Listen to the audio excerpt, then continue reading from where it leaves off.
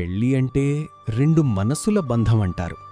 కానీ ఇప్పుడది రెండు కుటుంబాల మధ్య జరిగే ఒక వ్యాపారంలా మారిపోయింది. ఆ రోజు శ్రావణి పెళ్లి నిశ్చితార్థం. హాల్ అంతా భారీ అలంకరణ, ధరాలు పలికే పట్టుచీరలు. కాని శ్రావణి ముఖంలో మాత్రం ఒక రకమైన వెలితి. తను పెళ్లికూతురులా లేదు, అక్కడ పేరుకు కూర్చున్నటువంటి ఒక ఆస్తిలా ఉంది. ఒకవైపు నాన్న, ఇంకోవైపు పెళ్లికొడుకు తండ్రి.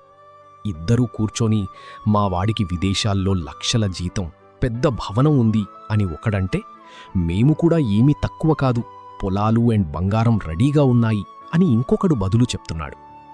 ఈ రోజుల్లో పెళ్ళి అంటే గోరంత స్నేహం, కొండంత బేరం అయిపోయింది. శ్రావణి వైపు చూసి నీ ఇష్టమేంటి అని ఒక్కరూ కూడా అడగలేదు. తన ఉద్యోగం, తన కోరికలు, తన కలలు, ఇవి అన్నీ ఆ బంగారం తూకం ముందు, ఆస్తి కాగితాల ముందు చాలా చిన్నవైపోయాయి.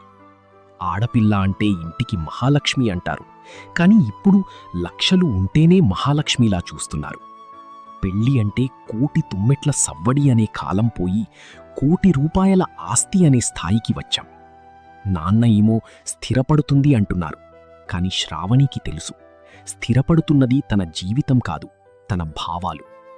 ఆస్తులు చూసి చేసే పెళ్ళి కాగితం మీద సంతకం చేసినట్టు ఉంటుంది, కాని గుండె మీద గుర్తు పెట్టినట్టు ఉండదు. కులం కన్నా గుణం మిన్నా అన్నది అందుకే. కాని ఇప్పుడు ఆస్తులే అన్నీ అని నమ్ముతుంది ఈ లోకం.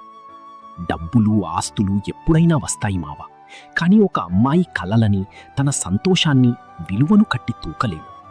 పెళ్లి సంబంధం చూసేప్పుడు ఆస్తుల కన్నా తన అంగీకారానికి విలువ ఇవ్వండి. ఈ వీడియో మీ తల్లిదండ్రులకి, స్నేహితులకి పంపించి పెళ్లి అంటే వ్యాపారం కాదు, అది ఒక మానసిక బంధమని గుర్తు చేయండి. మనుషులకి విలువ ఇద్దాం, ఆస్తులకు కాదు.